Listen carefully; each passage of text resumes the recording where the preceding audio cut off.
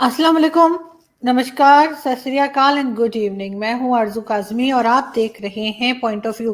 बिल्कुल जी, आज हम आगे आपको कुछ न्यूज़ देंगे और कुछ न्यूज़ आ भी गई हैं, तो हमने सोचा चलें आज फिर भेजा फ्राई बना लेते हैं।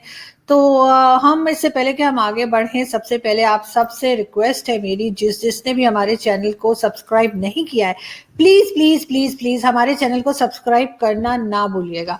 खैर, हम आगे बढ़ते हैं और सबसे पहले हम आपको एक जो बड़ा सेंसिटिव सा टॉपिक है उस पे ऊपर बात करेंगे, और ये हिंदुस्तान और पाकिस्तान के लोग बहुत अच्छे से समझ जाएंगे मेरा ख्याल है, और वो है भिखारियों का टॉपिक।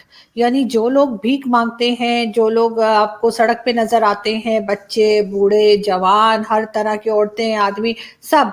तो यहाँ पर भी ये चीज पाकिस्तान में बहुत ज्यादा बढ़ गई है और बढ़ती ही चली जा रही है, और इसकी वजह लोगों की गुर्बत है, लोगों की परेशानियां भी हो सकती हैं।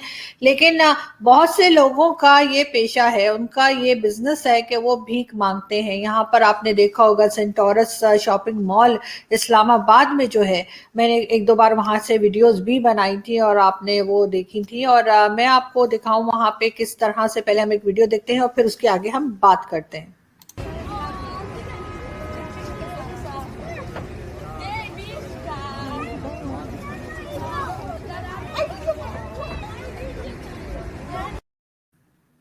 जी, ये आपको गाड़ी में दिखाई दिया होगा, ज़ाहिर आपने देखा ही होगा कि कुछ लोग जो हैं वो बच्चों, औरतों, आदमियों को एक जो गाड़ी है उसके अंदर बिठा रहे हैं। और ये जी सेंटोरस शॉपिंग मॉल के बाहर की वीडियो है, और यहाँ पर ये जो प्रोफेशनल बेगर्स जिन्हें कहा जाता है, वो इन लोगों को गाड़ियों में भर के लाते हैं और सेंटोरस शॉपिंग मॉल और दूसरी कई जगहों पे इनको ड्रॉप कर देते हैं सुबह सुबह, और फिर रात को इनको वापस अपनी गाड़ियों में लेके, और इनका जहाँ कहीं भी घर है या जहाँ कहीं ये लोग रहते हैं वहां पे वापस ले जाया जाता है।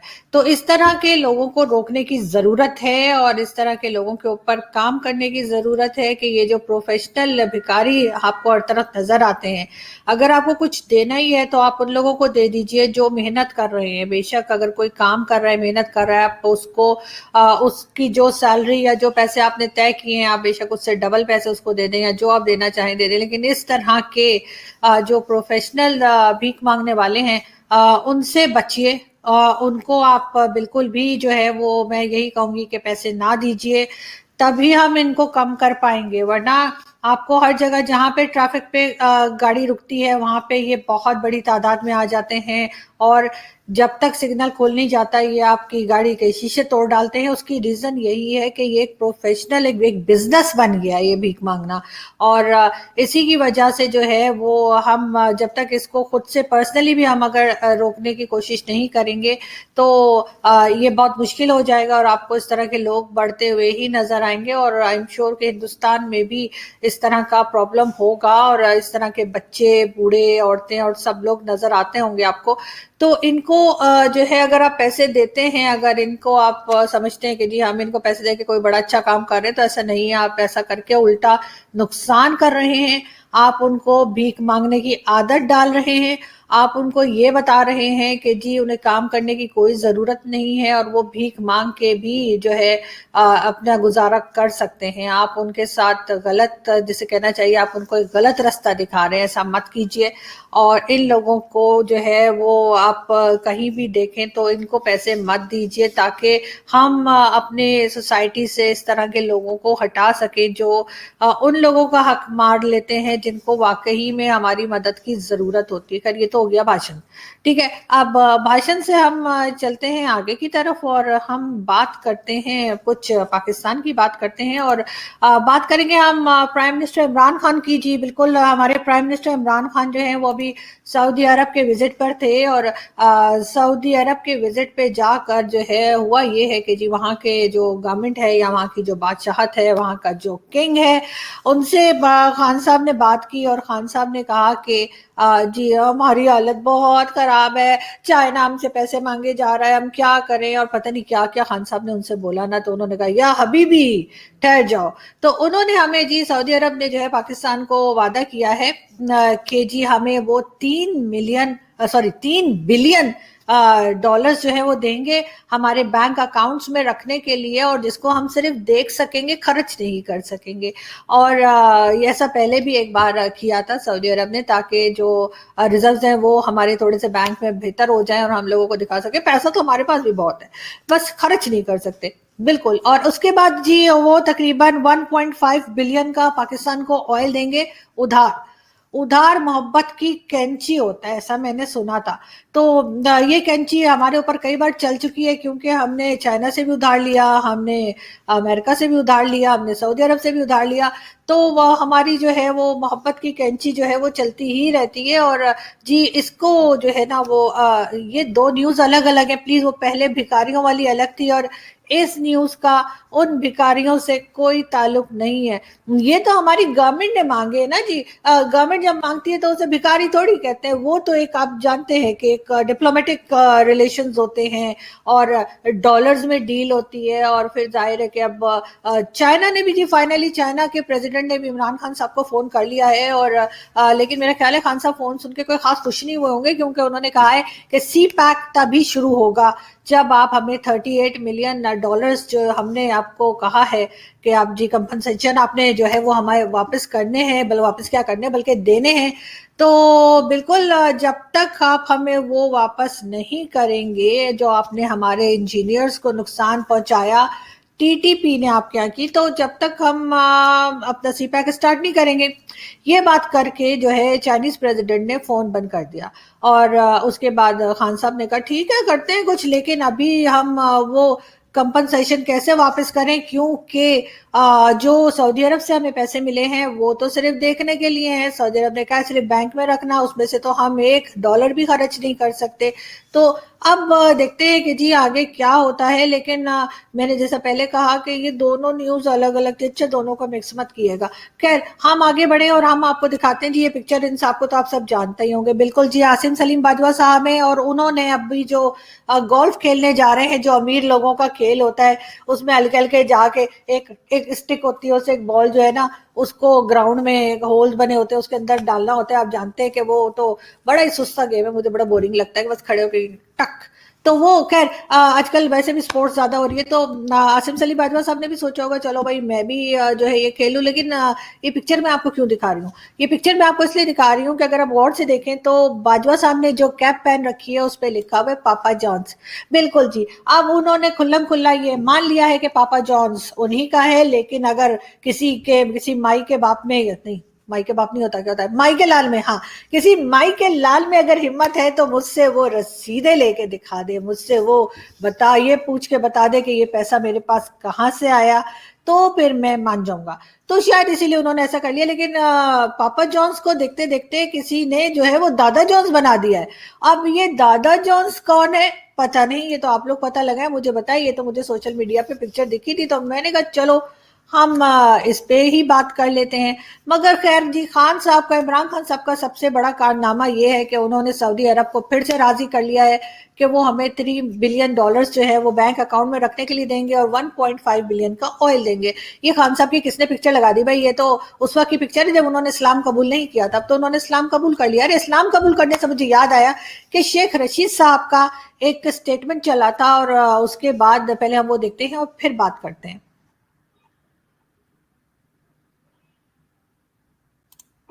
मैं आज सारी पाकिस्तान की कौम को इस फतेह अजीम पर मुबारकबाद पेश करता हूं, और जिस जुर्रत, वलवले, तनतने, दबदबे और बहादुरी से पाकिस्तान की टीम ने अपने रवायती हरीफ को शिकस्त दी है, उसको मैं सलाम पेश करता हूं। और आज सारे आलम इस्लाम में पाकिस्तान ने अपनी सलाहियतों का लोहा मनाया है।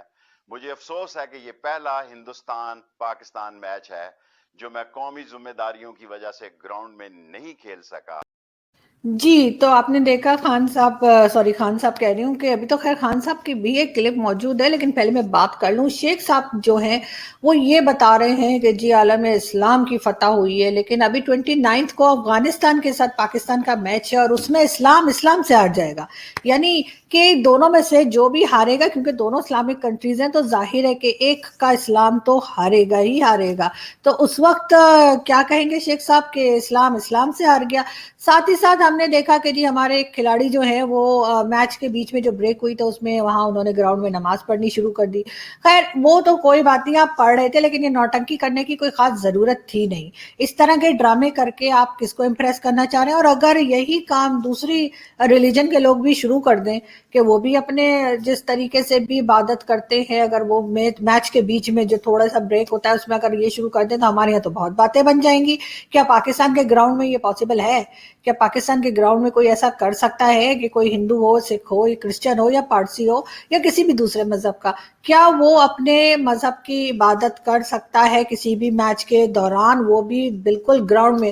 آپ نے نماز پڑھنی ہے, آپ ضرور پڑھیے, اور پہلے آپ اپنا جس کام کے لیے آپ گراؤنڈ میں اترے ہیں وہ کام کیجیے, اور اس کے بعد جا کے آپ نماز پڑھ لیجیے. نماز کسی کو دکھانے کے لیے, کسی کو امپریس کرنے کے لیے نہیں ہوتی ہے, وہ آپ کے اپنے لیے ہوتی ہے. جس طرح کی بھی عبادت آپ کرتے ہیں آپ اپنے لیے کرتے ہیں, دوسروں کو امپریس کرنے کے لیے.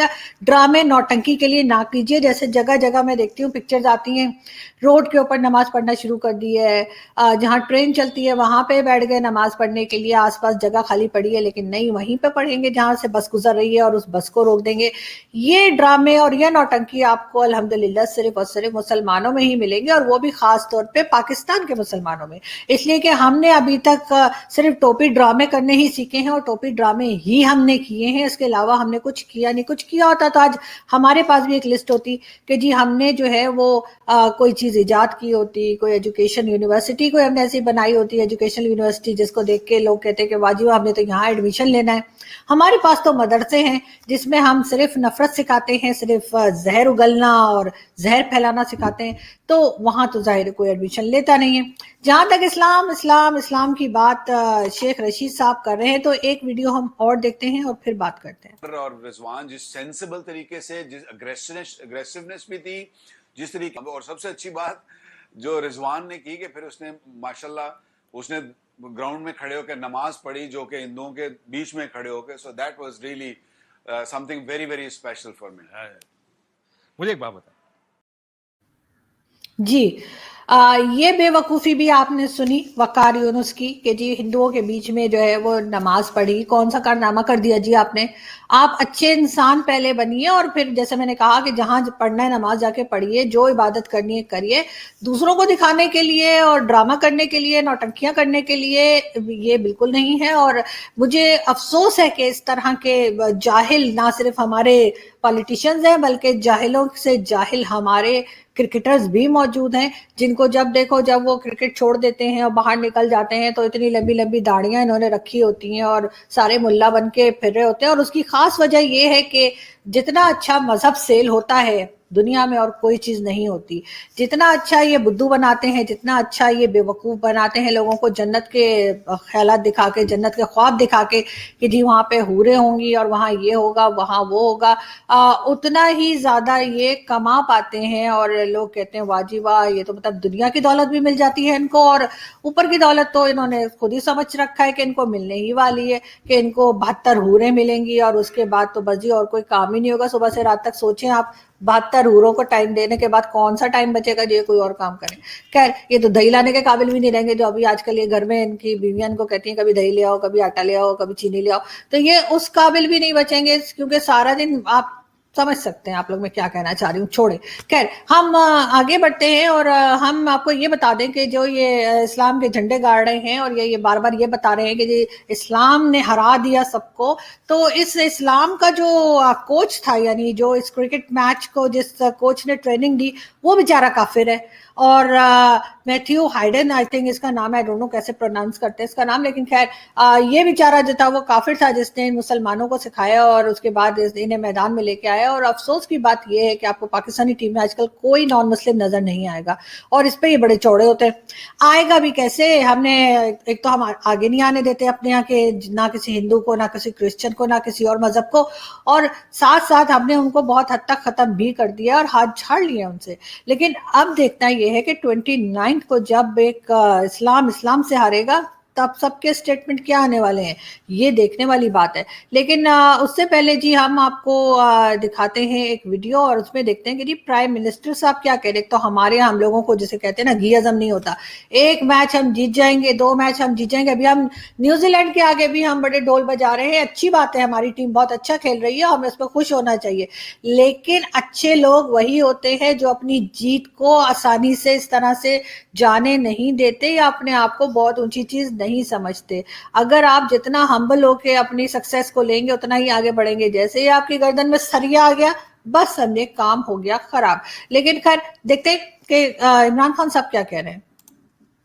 I know after last night's thrashing by Pakistan team in the cricket match, it's not a very good time to talk about improving relationship with India. And there is only one issue.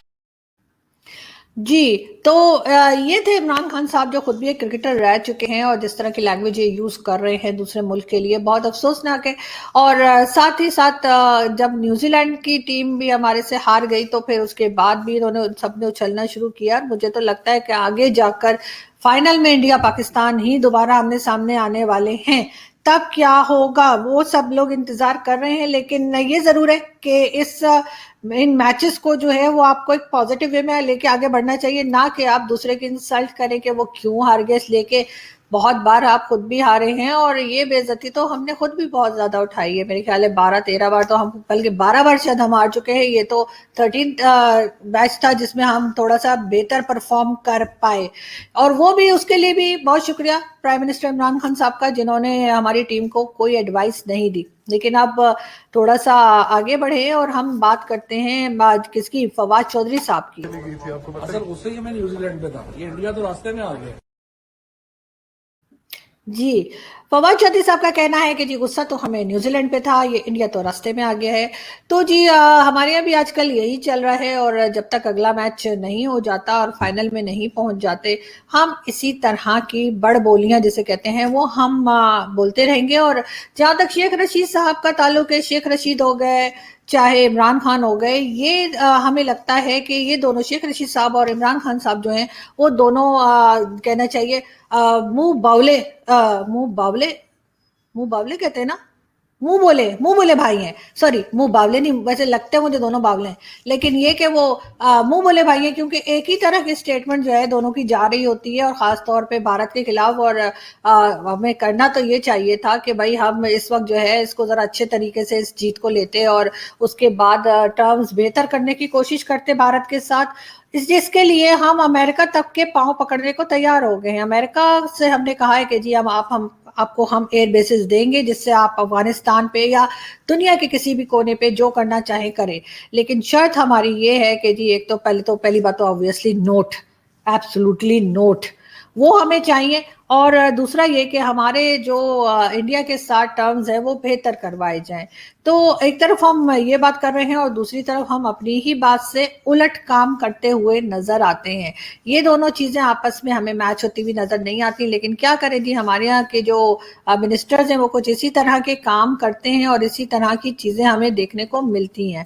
Sheikh Rashid صاحب بیچارے Dubai گئے تھے مگر Dubai سے ان کو واپس آنا پڑا, اور شیخ صاحب کا یہ دعویٰ ہے کہ وہ اپنے پیسوں پہ گئے تھے, اپنے خرچے پہ گئے تھے.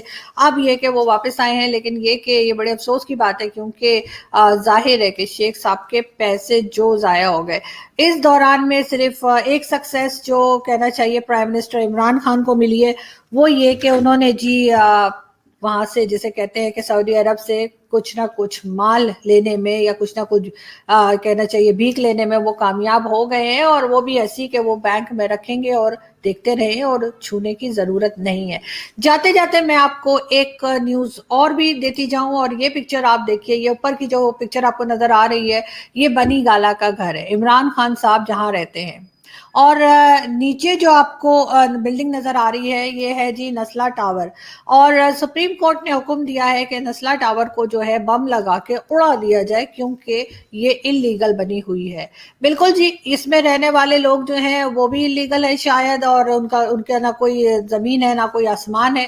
وہاں پہ لوگوں نے یہ لکھ کے لگا دیا ہے کہ جی جب یہ بلڈنگ کو آپ گرائیں گے تو ملبے کے نیچے سے ہماری ڈیڈ باڈیز بھی اٹھا لیے گا, کیونکہ وہ لوگ اس میں سے نکلنے کو تیار نہیں. ظاہر ہے جس وقت یہ बिल्डिंग बन रही थी उस वक्त आपने नहीं रोका, जिस वक्त ये बिल्डिंग बसने जा रही थी उस वक्त आपने नहीं रोका, जिस वक्त इस बिल्डिंग की बुनियाद रखी गई थी तब आपने नहीं, कंस्ट्रक्शन के दौरान आप कुछ नहीं बोले। अब जब लोग उसमें बस गए हैं, किसी ने कितनी मेहनत से अपने पैसे उसमें लगाए होंगे, सारी जिंदगी की कमाई लोगों ने लगा दी होगी, उन बेचारों को अब आप ये बता रहे हैं कि आप इस पूरी बिल्डिंग को डिमोलिश कर देंगे और उनको जहां मर्जी जाना है जाएं, अपना खुद बंदोबस्त करें। तो आप सोचें, किसी के घर को जब आप बर्बाद कर देंगे, किसी के घर को जब आप डिमोलिश कर देंगे तो उसकी क्या हालत होगी। और दूसरी तस्वीर थी जी बनीगाला की, प्राइम मिनिस्टर इमरान खान का घर बनीगाला, जो कि गैर कानूनी तौर पे बना है, गैर कानूनी जगह पे बना है, जिसके 12 लाख दे के उसको इमरान खान साहब ने रेगुलेट करवाया है। तो यहाँ पे एक पाकिस्तान नहीं, दो पाकिस्तान चल रहे हैं। प्राइम मिनिस्टर का घर जो इलीगल बना हुआ है उसको आप इजाजत दे देते हैं कि ठीक है 12 लाख दे के आप उसमें रह सकते हैं, उसको कुछ नहीं होगा। और आम आदमी जिसने अपनी सारी जिंदगी की कमाई लगा के अपना घर बनाया है, उस घर को आप डिमोलिश करा रहे हैं। और आप देख सकते हैं उस बिल्डिंग की लेंथ, आप देख सकते हैं कि कितनी लंबी वो बिल्डिंग है, उसमें कितने लोग रहते होंगे। जब ये बिल्डिंग डिमोलिश होगी तो कितने 100 या कितने हजार लोगों के घर जो है वो उसमें खत्म हो जाएंगे और वो लोग सड़क पे आ जाएंगे। क्यों इस तरह का पाकिस्तान हमें देखने को मिल रहा है? क्योंकि हमारी गवर्नमेंट के पास जो है वो अक्ल नाम की चीज कोई नहीं है और हमारी कोर्ट्स जो है वो कोई भी फैसला देती हैं, लेकिन यहाँ पे फैसला एक जैसा होना चाहिए। अगर आम आदमी के घर को आप खत्म कर रहे हैं, जो कि मैंने पहले कहा कि जिस वक्त बन रही थी बिल्डिंग उस वक्त आप क्या कहना चाहिए, कौन सी भंग पी के सोए हुए थे, कौन सी चर्च लगा के सोए हुए थे कि आपको पता ही नहीं लगा कि ये बिल्डिंग बन रही है, इलीगल तरीके से बन रही है या गलत जगह पे बन रही है। उस वक्त आपने शुरू में ही क्यों नहीं रोक दिया? दूसरी ईंट लगते ही क्यों नहीं वहां पे सुप्रीम कोर्ट पहुंचा? क्यों नहीं लोगों ने कहा कि इसको रोका जाए? तब आपने बनने दी। पूरी बिल्डिंग बन के खड़ी हो गई या लोग उसमें बस गए, उसके बाद अब आप कह रहे हैं कि जी 2 दिन 3 दिन के अंदर अंदर इस बिल्डिंग को डिमोलिश किया जाए, उसको बॉम्ब लगा के उड़ा दें, ये कर दें, वो कर दें। तो अगर ये उड़ाया जा रहा है, अगर इसको डिमोलिश किया जा रहा है, तो फिर प्राइम मिनिस्टर इमरान खान से 12 लाख लेके उनके घर को क्यों रेगुलेट किया गया? उनके घर को भी डिमोलिश हो जाना चाहिए, उनके घर को भी वहां नहीं होना चाहिए।